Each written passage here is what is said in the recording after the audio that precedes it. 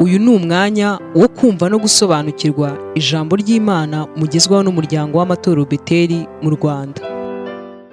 Haleluya. Amen.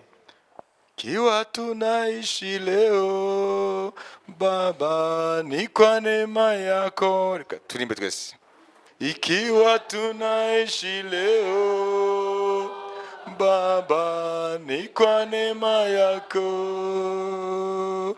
Ikiwa tunaishi leo Baba, ni kwa neema. Uko mwema Baba, uko mwema, uko mwema Baba, uko mwema. Imba ya kwamba yuko mwema.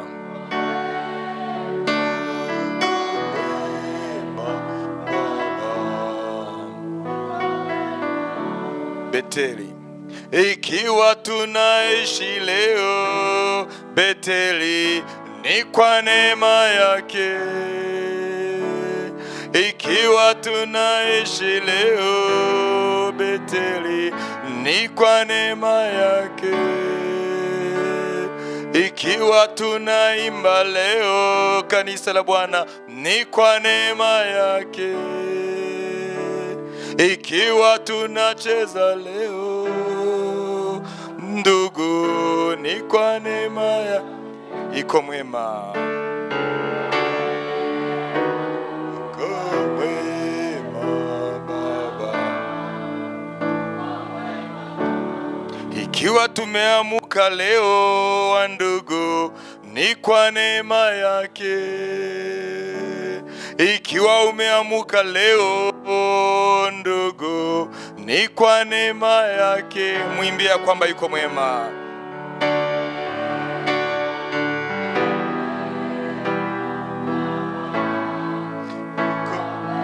Yuko mwema Bwana Yesu.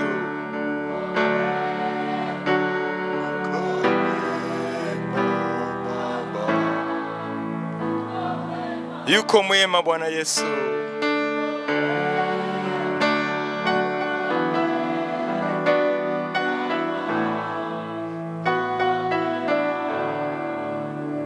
Hallelujah. Iyo urebye isi, When you watch this world, muri ibihe turimo, in these times we're living in, ukaba uri muzima, and you can breathe, kuri kuvuga ko ari ubuntu bwayo. you always have to say it is by His grace.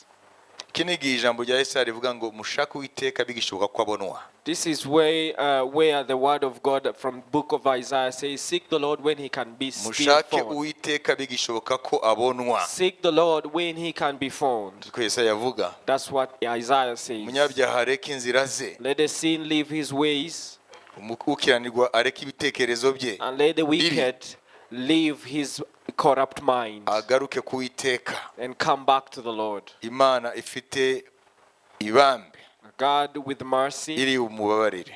He will have mercy on them. Dieu est en train de casser l'orgueil humain.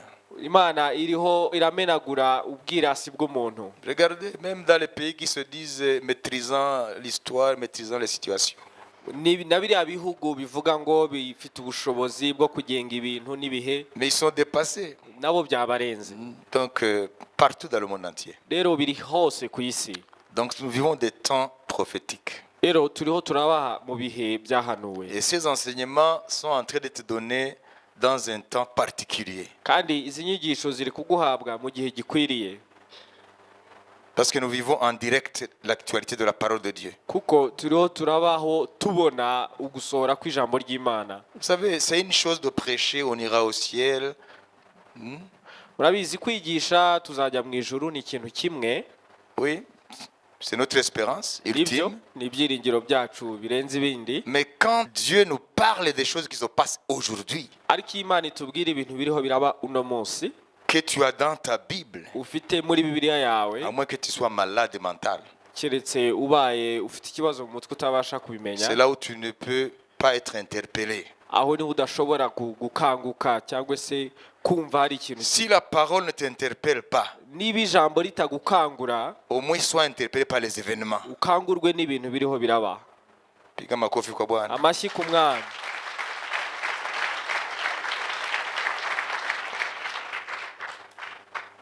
Franchement, ni ukuri il faut que chacun pense à son éternité. buri muntu wese agomba gutekereza, akwiriye gutekereza ku iherezo rye. Le monde ne va pas continuer comme ça. Isi ntabwo bizaguma gutya. Non, non. Le monde va vers quelque chose d'inédit.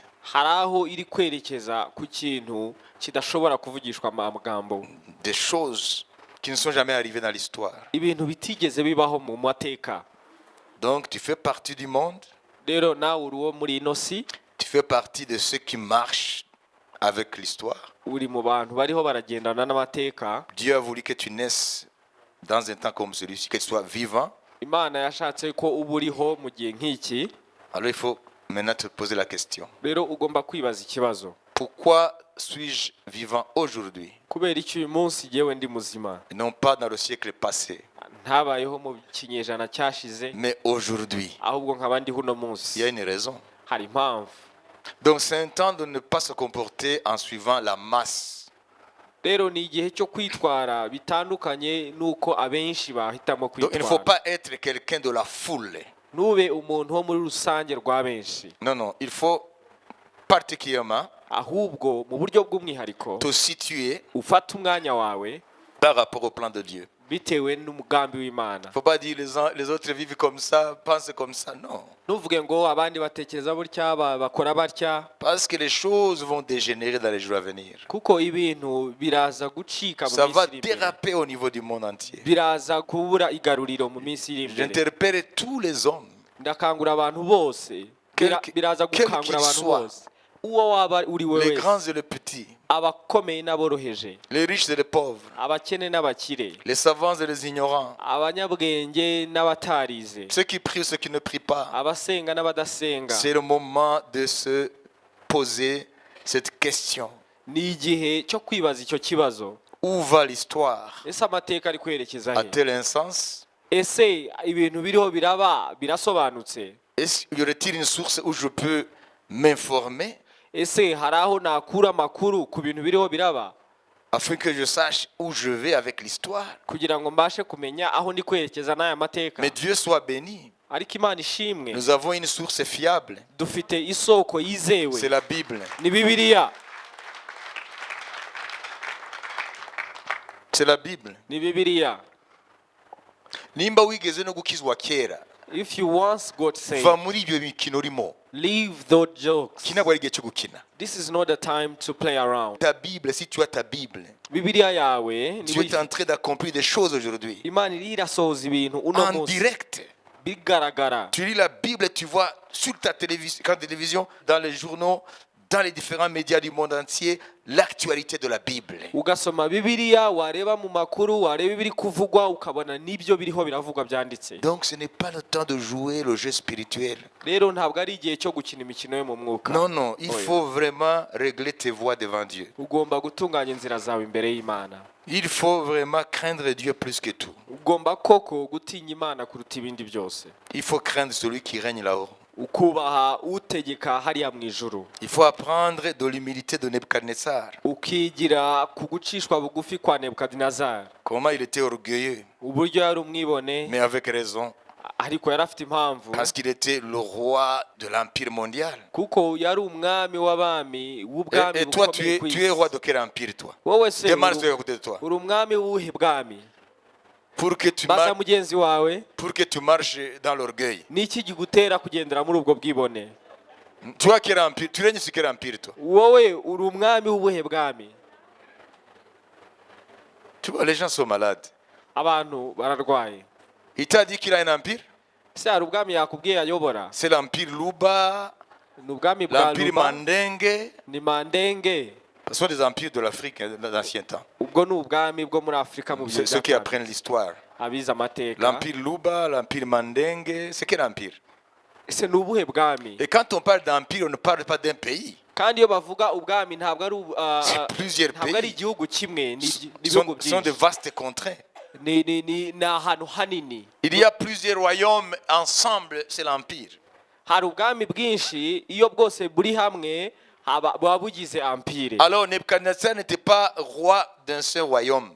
rero Nebukadinezari ntago yari umwami w'ubwami Il bumwe, était empereur, il était chef d'un empire. yari umutware w'ubwami bwishyize hamwe. Il fallait voir sa capitale. Urebye umurwa mukuru La yategekeragamo, Babylone, capitale babylonienne. Babuloni, Jusqu'aujourd'hui dans l'histoire, on l'appelle l'une des 7 merveilles du monde. kugeza n'uyu munsi Dans l'histoire. kimwe mu bitangaza birindwi by'isi mu mateka. Babylone s'appelle l'une des 7 merveilles du monde. Kimwe mu bitangaza birindwi by'isi, Parce qu'il est décrit que Babylone avait des jardins suspendus. Vous savez, vous, vos jardins ici, même dans vos maisons là-bas. kubera ko Babuloni ngo yari ifite za Dans vos jardin, parcelles là. ubusitani buri hejuru. Donc, tu ne voyais pas les racines là. Ntago wabonaga imizi. Donc, ça veut dire que les jardins de Babylone étaient suspendus. Ubusitani bw'i Babuloni bwabaga buri mu kirere. Et puis, le palais allait jusqu'au bord de l'Euphrate. Ingoro rero y'ubwo bwami bwe yaragendaga ikagera. Il avait construit tellement que la reine et les concubines, vous voyez, allaient se baigner là, à partir de leur chambre jusque dans l'Euphrate. Yari yarubatse ku buryo ibyumba by'abagore be n'inshoreke ze bashoboraga kugenda bakoga. Ça veut dire Babylone était une merveille. Ukuvuga rero Babuloni yari ahantu heza h'igitangaza hatangaje. Et puis l'or était comme du sable. Zahabu byari nk'umusenyi uraho. Ça veut dire partout de l'or. Ahantu hose byaba habaga hari zahabu. Posez-vous la question. Mwibaza ikibazo. Pourquoi est-ce que le roi un jour en se promenant dans sa cité, Kubera iki gihe kimwe umwami ari haragendagenda mu murwa we, il a dit, ça c'est Babylone la grande, ma cité. yavuze ngo iyi ni Babuloni ihambaye umurwa wanjye. Alors il regardait la grandeur, Areba ugukomera kwayo, sa grandeur, areba nawe ugukomera kwe, la beauté de la capitale. ubwiza bw'uwo murwa. Et il a dit, Aravuga ngo ça c'est Babylone que ma main a ngo iyi construite. ni Babuloni ibiganza byanjye byubatse. Donc il était dans l'orgueil, Ni ukuvuga yari ari mu bwibone justifié. bufite impamvu. Et toi, tu justifies ton orgueil. Wowe rero sobanura impamvu y'ubwibone bwawe. Demande ce que tu aimes. Mais ton orgueil est fondé sur quoi? Bazo mwicaranye, ese ubwibone bwawe bushingiye kuki?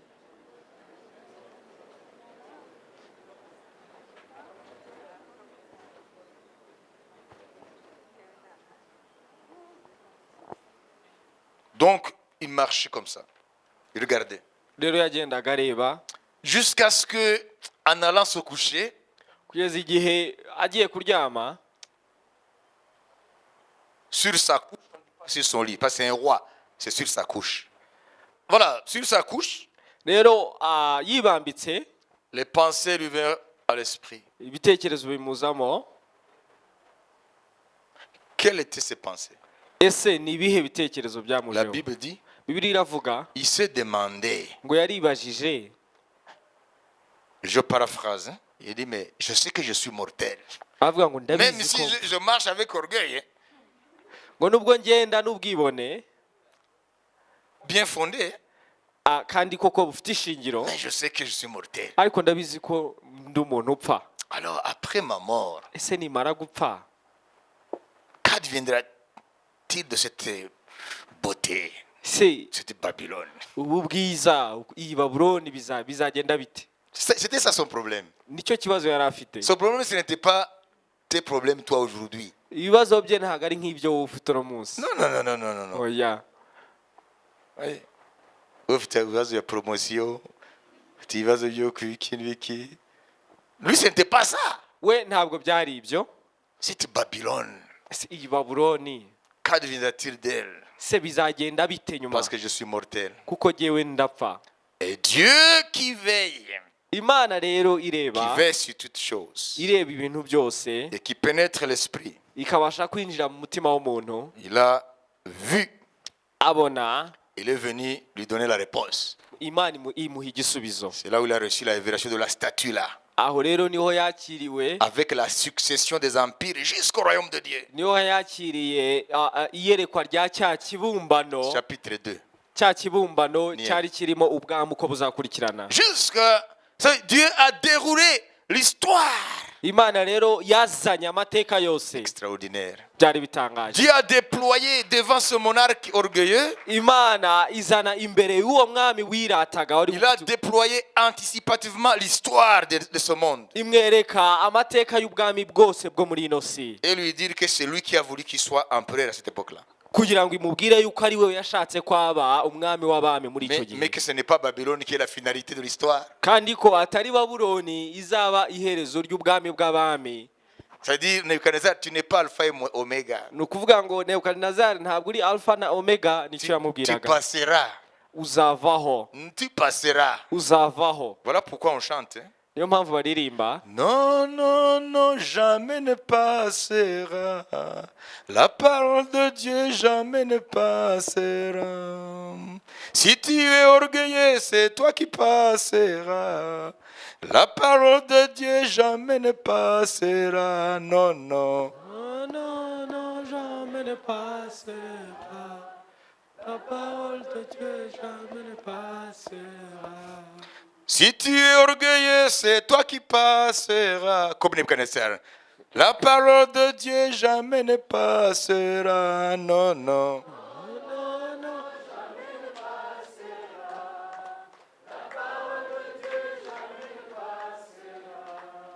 Si tu es voleur, c'est toi qui passeras.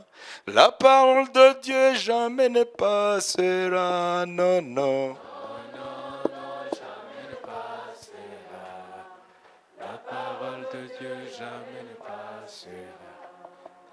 Ijambo ry'Imana ntizigera rivaho, wowe uzavaho ariko ryo ntirizigera rivaho. Mais Nebuchadnezzar, il est passé. Nebukadinezari yavuyeho, Mais la parole qui est venue de la part de Dieu est toujours là. ariko ijambo ryahumetswe n'Imana riracyahari. Alléluia. Amen. Amen. Alors, parce que le cœur de l'homme est très compliqué, Kubera ko umutima w'umuntu ugoye cyane, il ne s'est pas repenti. ntabwo yihannye, Il s'est endurci. ahubwo yarinangiye. Alors lui aussi, il a construit une statue Nawe rero yubaka igishushanyo pour qu'on l'adore. kugira ngo bakiramye. Vous comprenez? Murabyumva? Donc il s'est endurci. Rero yarinangira. Alors Dieu a dit, moi je sais comment je casse les orgueilleux. Imana iravuga ngo nzi uburyo menagura ubwibone bw'abibone. Dieu n'a pas besoin d'aller amener des tanks, d'aller amener des missiles. Non. Imana ntabwo ikeneye kuzana ibifaru na za misile. Dieu, il vient seulement. Iraza gusa, Tu vois, celui qui a la mécanique qui est là. niyo ifite uko hano bikora. Il connaît les boulons et tout, les vis. Izi amaburo n'amavisi ari mu bwonko. Il sait, avec sa tournevis, il est venu. Yaraje na tournevis Dans la yayo tête de Nebuchadnezzar. mu mutwe wa Nebukadinezari. Et il a seulement déréglé une petite vis. Ifu iregeza akavisi kamwe gusa. Il commence à perdre nord-sud. Umwami atangira guta umutwe abura ubwenge. Alors, ça court. Rero ibwami Il dit, mais il est devenu fou. baravuga ngo yasaze. Par après, c'était insupportable. Nyuma byageze aho badashobora kubyihanganira. Et puis après lui-même, Hanyuma ubwe poussé par la folie, asunitswe n'ubwo busazi yagize, parce qu'il commençait à parler avec les oiseaux. kuko yari atangiye kujya avugana n'inyoni. Il a perdu le langage humain, maintenant il a le langage des oiseaux. Atangira ananirwa kuvuga imvugo y'abantu, atangira kuvuga nk'inyoni. Alors parce qu'il est devenu un oiseau, Kuko yo yabaye inyoni, il est parti vivre avec les oiseaux de la forêt. ajya kubana n'inyoni mu ishyamba. Et la Bible lui dit, Bibiliya iramubwira tu vas y rester ngo uzahaguma 7 ans. ibihe birindwi. Ça veut dire 7 ans. Ni ukuvuga ngo imyaka Vous vous irindwi. souvenez? Murabyibuka? Un temps, des temps et la moitié d'un temps. Igihe cy'ibihe n'igice cy'ibihe. Il a passé 7 ans dans la forêt. Amara imyaka irindwi mu ishyamba. La Bible dit jusqu'à ce que les ongles transpercent le soulier. Bibiliya iravuga ngo kugeza inzara ze zigatobora inkweto. Il est devenu fou. Yasaze. Il mangeait comme les bêtes. Akajya arisha nk'inyamaswa. Il broutait. Akarisha. Après 7 ans, Nyuma y'imyaka irindwi, le temps fixé par l'Éternel, igihe Uwiteka yashyizeho, Dieu a repris sa tournevis. Imana irongera ifata ya turunevisi yayo Toujours sur la petite chose là. ijya hahandi nyine yari yaregeje irongera irafunga. Nebuchadnezzar dit, mais où est le palais? Nebukadinezari arakanguka tse noneho Where is my palace? ibwami aho ntegekera ni he hari he. Maintenant, il voit tout le déroulement de l'histoire. Hanyuma abona uko byagenze byose. Directement, Uwo mwanya il s'est jeté à genoux. yikubita hasi. Et la Bible dit, Bibiliya iravuga c'est le ciel qui règne. avuga ngo ijuru ni ryo ritegeka. Et Dieu est allé toucher sa cour. Imana iragenda ikora ibwami. Il a dit, allez voir votre mec là. Arababwira ngo nimugende mujye kureba Go umwana see wanyu. your guy. Mugende mujye kureba wa muntu wanyu. Ils sont allés Baragenda. et Dieu leur a donné le cœur de honorer toujours Nebuchadnezzar. Imana ibaha umutima wo kubaha Nebukadinezari nk'uko Ils l'ont bamwubaha. repris de la forêt, Bamukura mu ishyamba, ils l'ont entretenu, baramwitwararika, il est redevenu homme. ahongera aba umuntu. Il est retourné sur le trône Asubira ku ngoma. et puis il a décrété. Hanyuma aca iteka. Le décret était conçu comme suit. Iteka ryari rimeze gutya. Moi, Nebuchadnezzar, Jyewe Nebukadinezari, Dieu, le Dieu des cieux, Imana y'amajuru, il m'a donné le règne, yampaye ubwami, mais je me suis enorgueilli. ariko narirase, Il m'a humilié, incisha bugufi, mais par sa grâce, ariko ku buntu bwayo il a eu pitié de moi. yangiriye ibambe, Il m'a redonné mon bon sens. irongera ingira kuba muzima. Maintenant, je suis revenu sur mon trône. Nagarutse ku ngoma y'ubwami, Maintenant, je décrète none nciye iteka, avec tremblement. Je donne la loi ntanze iteka, avec tremblement mpinda umushyitsi dans tout mon royaume. mu bwami bwanjye bwose. Celui qui joue avec celui-là, Uzakina n'uwo nguwo, celui qui ne veut pas s'humilier, utazaca bugufi, il sera coupé en 1000 morceaux. azacibwamo ibice. Et puis il conclut en disant, Asoza avuga, moi, Nebuchadnezzar, jyewe Nebukadinezari, tout le restant de ma vie, ubuzima bwanjye bwose je vais busigaye marcher devant lui nzagendera imbere ye, en tremblotant, mpinda umushyitsi, en m'humiliant, nicisha bugufi, dans l'humilité. mu kwicisha bugufi, Kwa sababu alinionyesha mambo. kuko hari ibyo yanyeretse. Est-ce que celui qui a humilié un homme puissant comme celui-là? Ese wacishije bugufi umugabo uhambaye nk'uriya? Cette histoire c'est connu en Irak. Ayo ni amateka azwi muri Iraq. Il y a même des restes, ce qu'on appelle l'archéologie a fait des fouilles. Il y a des preuves de tout ça. Hari ibisigazwa by'amateka bihari bibigaragaza. Même si Daesh avait détruit certaines richesses historiques. Nubwo zirantagondwa ari ibintu bitandukanye by'amateka C'est une basenye, histoire vraie. ariko ni amateka yabayeho. Vous comprenez? Murabyumva? Vous comprenez? Murabyumva? Parce que même Netanyahou, là, quand il parlait de l'histoire, il a cité Babylone, n'est-ce pas? Il a dit que nous étions en exil à Babylone, au temps du roi Nebuchadnezzar.